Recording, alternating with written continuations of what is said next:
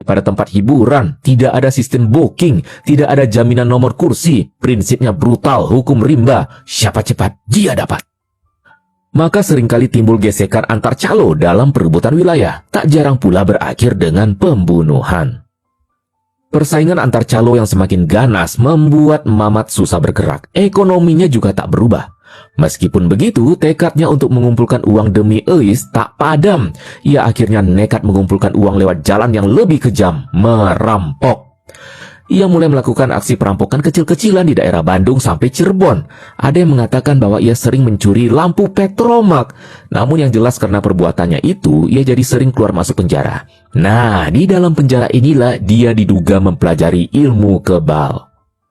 Saat melakukan pencurian di Cirebon, ia sempat tertangkap oleh polisi bernama Mayor Tony Sugiarto dan dijebloskan ke penjara Cirebon.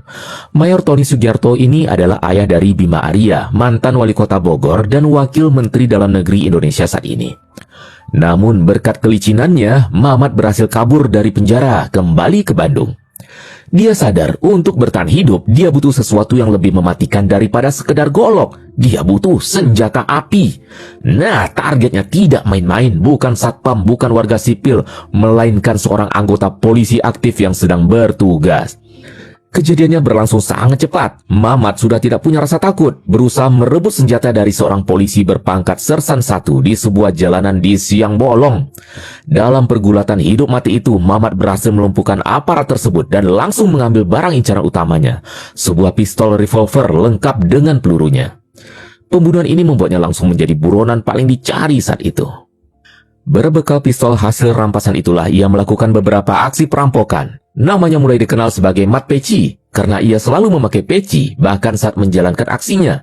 Setelah merampok, uangnya dihabiskan di tempat hiburan malam. Suatu malam di tempat hiburan langganan, Mat Peci dan teman-temannya bersenang-senang dengan memilih wanita yang akan menemani.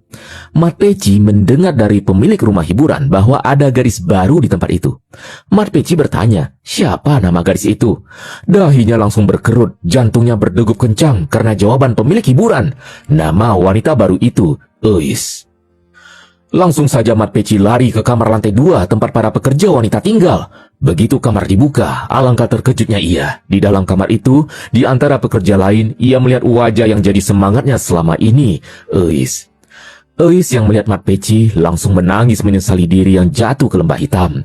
Ia bercerita, sepeninggal Mat Peci merantau, Euis ternyata dinikahkan dengan pilihan orang tuanya. Tapi pria itu kecewa karena Euis sudah tidak suci lagi. Ia diceraikan. Ia juga diusir oleh keluarganya karena telah membuat malu keluarga. Luluh hati Mat Peci mendengar kisah wanita pujaannya itu. Ia lalu berjanji akan mengumpulkan uang agar bisa membeli Euis kepada pemilik rumah hiburan, mengeluarkan Euis dari lembah hitam. Cinta pun bersemi kembali, dan kejahatan Mat Peci semakin menjadi-jadi demi menebus kekasihnya. Beberapa kejahatan dilakukannya berbekal pistol rampokan. Di antaranya ada 3 kasus besar. Pada 10 September 1977, di Jalan Naripan, Kota Bandung, ia memantau seorang karyawan Bank Karya Pembangunan.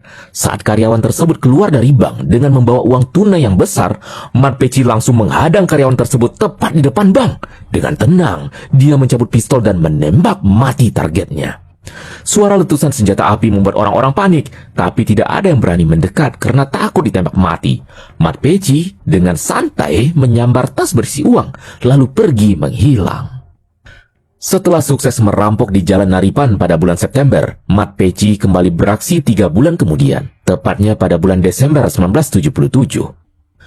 Targetnya adalah seorang petugas pembayar gaji yang baru saja mengambil uang tunai dari Bank BNI. Uang itu rencananya akan digunakan untuk membayar gaji karyawan sebuah perusahaan. Saat petugas itu melintas di kawasan yang biasa ia lewati, Mat Peci langsung mencegat. Tanpa basa-basi, dia menembak korban. Begitu korban roboh bersimbah darah, Mat Peci mengambil uang gaji karyawan tersebut dan kabur. Aksi selanjutnya, Mat Peci menembak mati pasangan suami istri yang membawa uang ketika korban baru turun dari becak di depan rumahnya. Aksi itu dilakukan tak begitu jauh dari pos polisi. Tidak ada takut-takutnya emang ini orang. Tindakan Mat Peci ini membuat berang polisi karena sudah menyasar warga di depan rumah. Dan kejahatan ini dilakukan hanya kurun waktu 6 bulan di siang bolong pula. Ade mande.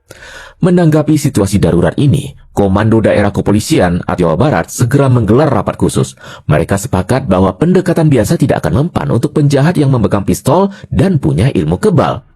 Ditunjuklah Mayor Tony Sugiarto, Komandan Kesatuan Serse Kota Besar Kepolisian Bandung untuk memimpin operasi perburuan ini.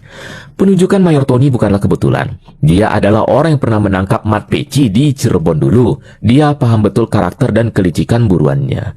Jadi Mayor Tony ini pindah dari Cirebon ke Bandung saat itu. Mat Peci yang saat itu sudah